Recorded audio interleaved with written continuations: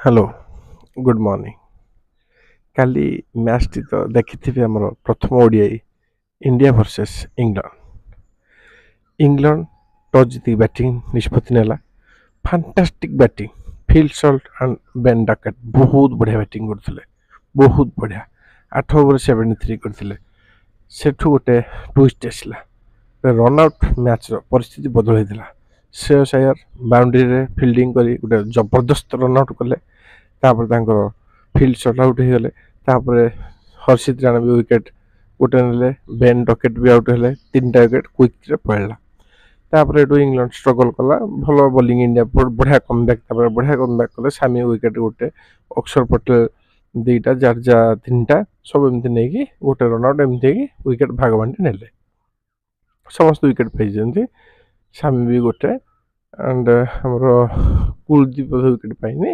ଏମିତି ଭଲ ବୋଲିଂ କରି 248 ରୋକିଦେଲେ, ବଢ଼ିଆ ବୋଲିଂ କଲେ। ଦେନ୍ ଆମର ବ୍ୟାଟିଂ, ରୋହିତ ଶର୍ମା ଫର୍ମ ତ ପାଇନାହାନ୍ତି, ଫ୍ଲପ୍। ପୁଣି କାଲି ଫାର୍ଷ୍ଟ ମ୍ୟାଚ୍ ବି ଫ୍ଲପ୍ ହେଲେ, ବଟ୍ କ୍ୟାପ୍ଟେନ୍ ଭଲ ଖେଳିବେ ଆଶା ଅଛି। Match winner, second match third match ବି ଭଲ ଖେଳିବେ ମୋର ଆଶା। Match winner, the best batsman in the world Rohit Sharma.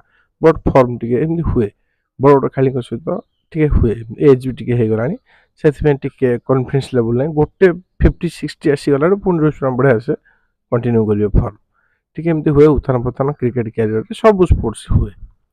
ଦେନ୍ ଆମର ଆସିବା, ଜେସୱାଲକୁ ଡେବ୍ୟୁ କଲେ। ଜେସୱାଲ ଭଲ ବ୍ୟାଟ୍ସମ୍ୟାନ୍, ଠିକ୍ ଅଛି, ହେଇପାରିଲାନି ରନ୍, କିନ୍ତୁ ଉଚ୍ଚ କୋଟିର ବ୍ୟାଟ୍ସମ୍ୟାନ୍, ବହୁତ ବଢ଼ିଆ ବ୍ୟାଟ୍ସମ୍ୟାନ୍। ଦେନ୍ ଆମର ଶୁଭମନ ଗିଲ୍ ଆଣ୍ଡ ଶ୍ରେୟସ ଆୟର, ୱାଓ କ୍ୟା ବ୍ୟାଟିଂ। ଆୟର ତ ଜବରଦସ୍ତ ଜବରଦସ୍ତ, 163 strike rate in ODI, one of the best innings I have seen. Shreyas well played, first class, क्या batting. Short pitch ball, Jofra Archer को 149 स्पीड km/h, जो छक्का, फर्स्ट क्लास। देन एक uppercut, third man 6, 163 strike rate, one of the best. Shreyas career मत लगे बहुत बहुत innings one day खेली, किंतु एटा one of the best, 163 point something strike rate.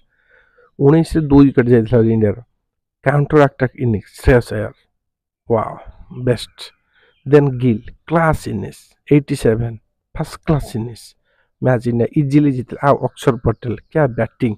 अक्षर पटेल एबे नंबर 5 रे रेगुलर खेलिबे, जेहेतु left hand India miss Rochi, एणु से ऊपर आसबे, कारण Rohit Sharma right hand batsman, Gill right hand, Kohli right hand, Iyer right hand, 4टा राइट हैंड स्पिनर बैट्समैन हेलानी, एणु लेफ्टी निहाती मझे आसिया पड़े। से अक्षर पटेल परफेक्ट बैटिंग कर lefty, Akshar Patel middle lefty ही आसवे, कारण जेहेतु 4टा टॉप 4 रे राइट हैंड हो लेफ्टी निहाती आवश्यक।